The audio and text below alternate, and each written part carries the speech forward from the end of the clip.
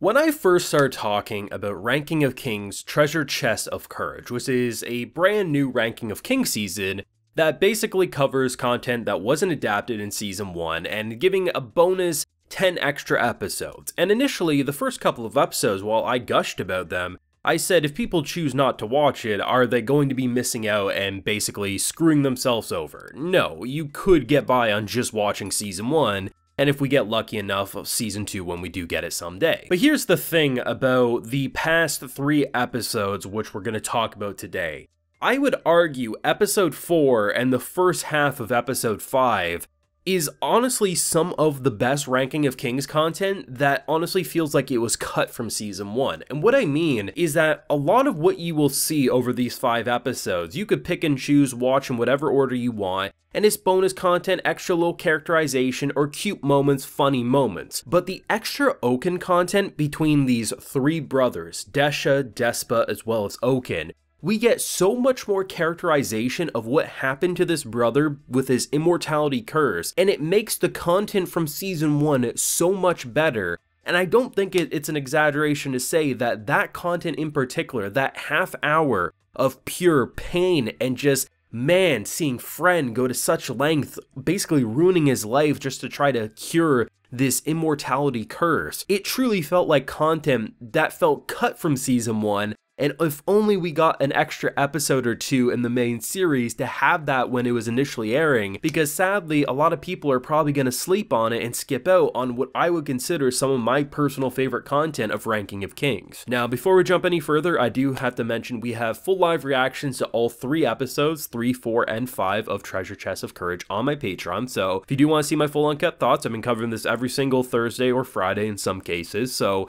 just know that because this is a series that doesn't really get as many views, it just makes more sense to maybe talk about it when I have enough to say. So if you do want to keep up to date with all my thoughts, I will be doing it every week over on Patreon and maybe do another video or 2 depending on how this video does on the main channel. So consider supporting if you so wish. Now, mainly I do want to talk about the brothers. There is some fun stuff outside of that and even some sweeter stuff, especially with our boy Boji and his brother, but I think the main star attraction is what it feels like was cut content. And I know people always will say, like, even if some of this turned out to be completely anime original, or, you know, maybe they fleshed out some things that maybe only the manga touched upon, you can just really look at Episode 4 and the first half of Episode 5 and really say if only that was in the first season. Because when I was initially covering Season 1, that entire arc with Ouken and just the tragic of like what this monster underneath the armor was turned out to be such a normal and seemingly peaceful guy. And to see the trio, this set of brothers, and just, you know, you can't judge a book by its cover, right?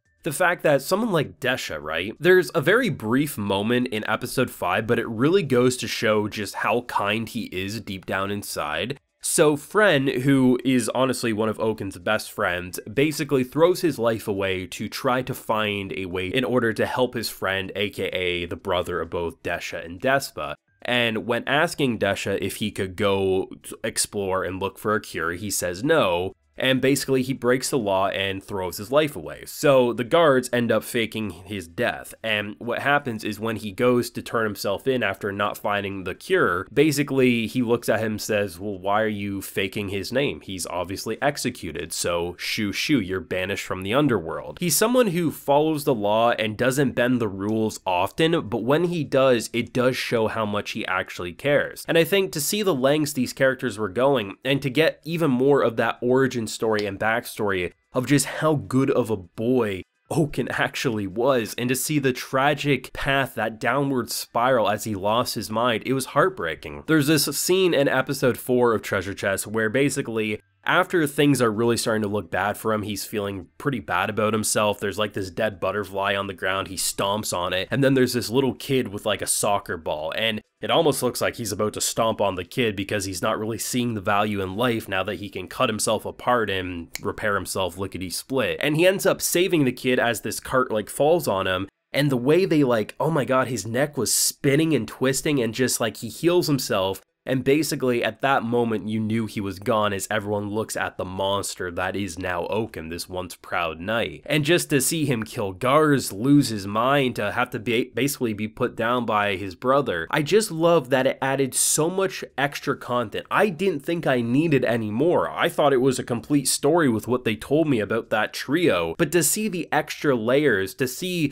the battles, and just the fact that they were doing what they thought was right. But I mean, one of the best parts of season 1 is you have a brother trying to overthrow their father, but as you progress farther and farther to do that, you start looking in the mirror saying, is what we're doing any different than the person we're rising up against? It adds so much extra content, and seriously, even if people choose not to watch the whole package of Treasure Chest of Courage, episode 4 and at the very least the first half of episode 5 is arguably content you can't miss if you love season 1. It adds so much to that story, and seriously, in my opinion, is some of the best Ranking of Kings content. But honestly, even if you rewind to episode 3, you get some extra stuff with the brothers. I mean, the entire story of Ranking of Kings is don't judge a book by its cover, whether it's Queen Hilling actually being an amazing mother, or even just seeing these brothers and just the idea of someone trying to learn healing magic like his mother, and then you get this kind of like little cute adventure of brothers, and then basically the thing that actually lets him heal someone for once after trying day in and day out is after feeling guilty because he kind of pushes Boji and ultimately there's a big tumble. And the fact that you get moments like that, or even Hokuro, right? Just the fact that